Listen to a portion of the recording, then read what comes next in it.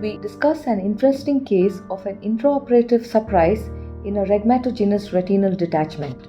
Ophthalmic eye blocks such as retrobulbar, peribulbar, and subtenons are traditionally conducted blind.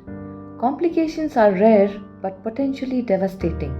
Life-threatening complications include brainstem anesthesia and local anesthetic toxicity, whereas sight-threatening complications include globe perforation, optic nerve damage, and ocular muscle damage. Inadvertent globe perforation as a complication of regional eye block occurs at a rate of 1 in 16,000 peribulbar blocks and 0.9 out of 10,000 retrobulbar blocks. However, perforation remains undetected in up to one-third of the cases. A 52-year-old female who presented with sudden diminution of vision in the left eye. On examination, she had a subtotal rhegmatogenous retinal detachment. A belt buckle with a vitrectomy was planned with a silicone oil injection in this case.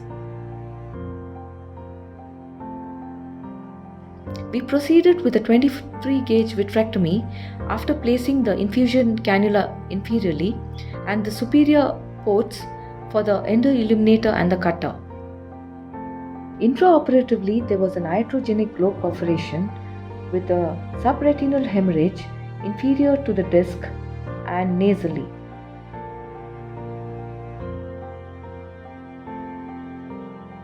The vitrectomy was completed, followed by a silicone oil injection.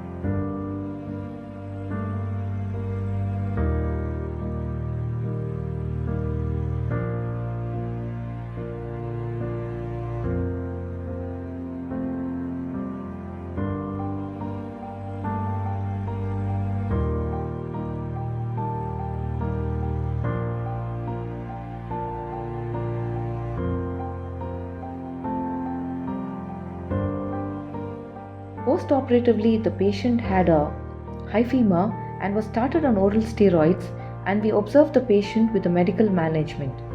We went ahead performing an anterior chamber wash with a vitreous lavage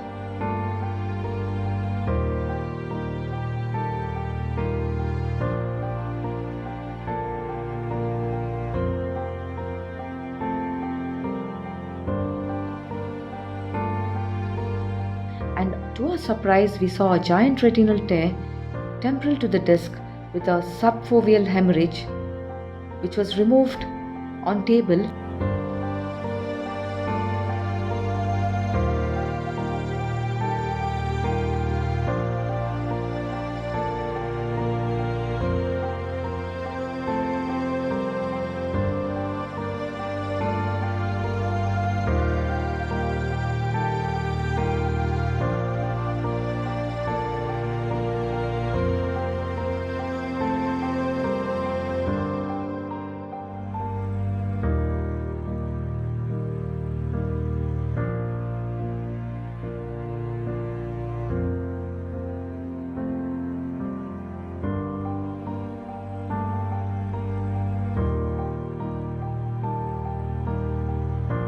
And the PFCL was used and the retina was attached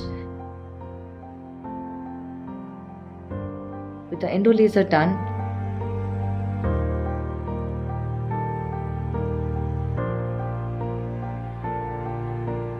and a PFCl silicone oil exchange was done thereafter.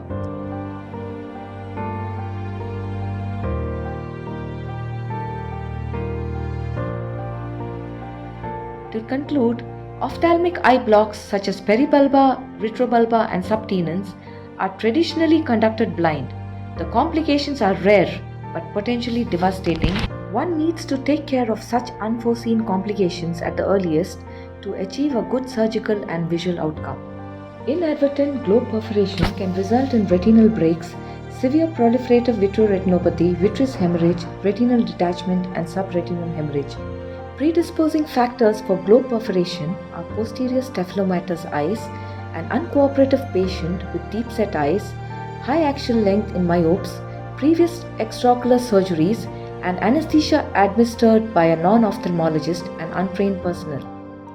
Ultrasound permits a view of orbital structures and can be used to guide needle placement in the above scenarios. Immediate intervention results in good visual prognosis in a case of globe perforation.